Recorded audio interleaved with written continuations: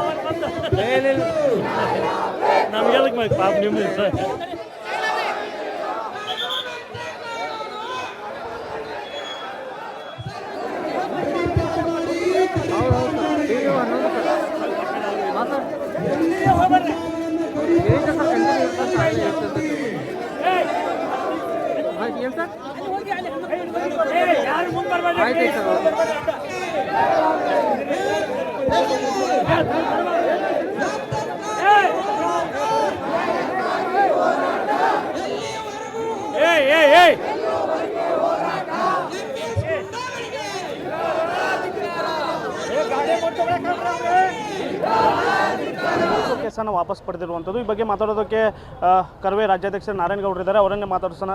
ಗೌಡ್ರು ಏನು ಹೇಳ್ತೀರಿ ಫಸ್ಟ್ ರಿಯಾಕ್ಷನ್? ನೋಡಿ, ಇವತ್ತು ಕಂಡಕ್ಟ್ರ್ ಮೇಲೆ ಹಾಕಿದಂಥ ಮೊಕದ್ದಮೆಯನ್ನು ವಾಪಸ್ ಪಡೆದಿದ್ದಾರೆ ಅಂತ ಹೇಳಿ ನೀವು ಹೇಳ್ತಾ ಇದ್ದೀರಿ. ಹಾಗಾಗಿ ಅದು ಹಾಕಿದ್ದೇ ದೊಡ್ಡ ಅಪರಾಧ ಮಾಡಿದ್ದೀರಿ. ಹಾಕ್ಬಿಟ್ಟು ಅವರು ತುಂಬ ನೊಂದಿದ್ದಾರೆ.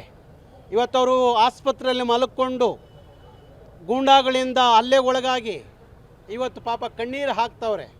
ಅಂಥವ್ರ ಮೇಲೆ ಆ ವಯಸ್ಸಿನಲ್ಲಿ 80 ಜನ ಇದ್ದಂಥ ಬಸ್ ಒಳಗಡೆ ಲೈಂಗಿಕ ದೌರ್ಜನ್ಯ ನಡೆದಿದೆ ಅಂತ ಹೇಳಿ ಅವ್ರ ಮೇಲೆ ಪ್ರಕರಣ ದಾಖಲೆ ಮಾಡಿ ಅವ್ರ ಮನಸ್ಸನ್ನು ವಹಿಸಿದಿರಲ್ಲ ನಿಮ್ಮ ಅಧಿಕಾರಿಗಳು. ನಾವು ಏನು ಹೇಳಬೇಕು ನಿಮಗೆ?